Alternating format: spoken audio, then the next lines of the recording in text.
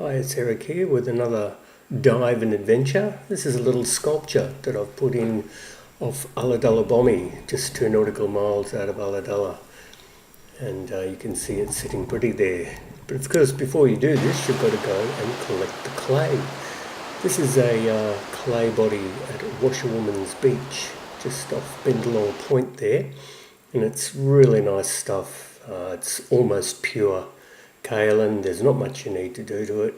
So I just pick a few kilograms up, put it in a bucket, and I take it home, and then grab my old bin, the old faithful garbage bin.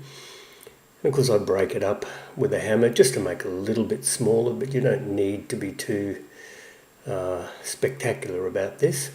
You just really need to break it up, put some water and vinegar in, and I leave that for about a week just to let everything soak up.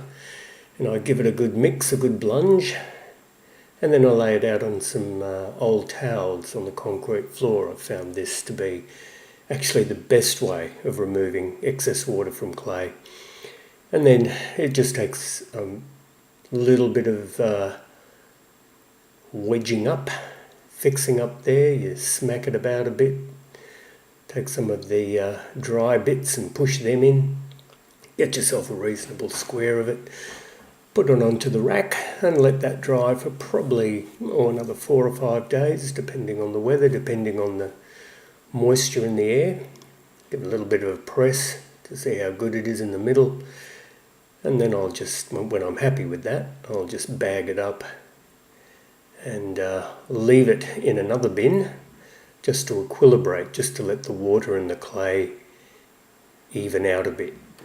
And of course, once I've done that, well, I start building something. And here's something I built. I'm getting a lot quicker at this. And I make a very basic pyramid form and then really just start cutting it out. I don't have any plans. I don't have any idea what I'm doing. I just let the mood take me. This is very hollow up the top to let the fish swim through and let the water come through, and it's quite solid down the bottom, so it's quite heavy, and hopefully it won't get messed around by the current or the swell too much. And after it's fired to stoneware, it's no longer clay, it's now ceramic and ready to put underwater. Here it is on the boat with its bag ready to go. And there's Steve on the boat, a few other people in the water, and we're about to take it down. And here we are, well, here I am at 20 metres, and you can see the lift bags holding up the little pyramid quite well. I've got a glow tube underneath.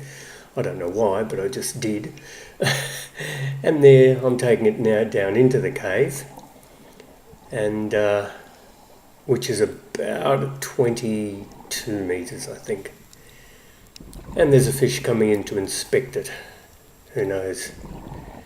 His little brothers and sisters might live there one day.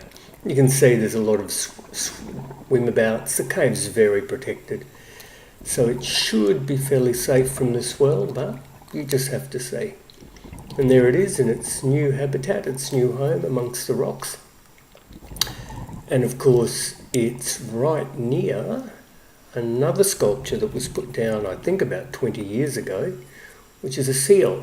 And I don't know if you can see the seal with the ball on his nose. He's now pretty much covered and going back into the ocean the way that all things do eventually.